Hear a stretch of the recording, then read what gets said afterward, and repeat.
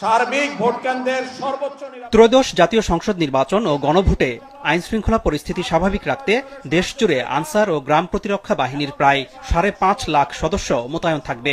এই বাহিনীর পক্ষ থেকে জানানো হয়েছে, প্রতিটি ভোট কেন্দ্রে বাহিনীটির 13 জন সদস্য সার্বক্ষণিক উপস্থিত থাকবে। নির্বাচনে ঢাকা মহানগর এলাকায় বাহিনীটির যেসব সদস্য দায়িত্ব পালন করবে, সকালে তাদের হাজির করা হয় রাজধানীর আর্মি স্টেডিয়ামে। সেখানে বাহিনীটির মহাপরিচালক সদস্যদের উদ্দেশ্যে বক্তব্য রাখেন এবং নির্বাচনী প্রস্তুতি সম্পর্কে গণমাধ্যমকে অবহিত করেন।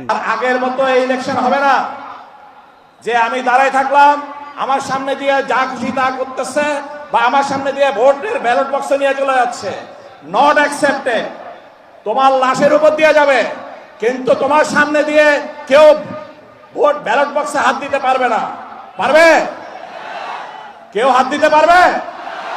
যে যে ভোট কেন্দ্রে নিয়োজিত হয়েছ তাদেরকে সেই ভোট কেন্দ্রে অটল পর্বত সম চেতনা এবং দৃঢ়তা নিয়ে তোমাদেরকে সেই নিরপেক্ষতার যে অঙ্গীকার, যে শপথ আজকে এখানে করছো, সেই শপথের বাস্তবায়ন করে দেখাতে হবে। এদিকে নির্বাচনে পুলিশের প্রস্তুতি নিয়ে সকালে ব্রিফ করেন ঢাকা মহানগর পুলিশ কমিশনার।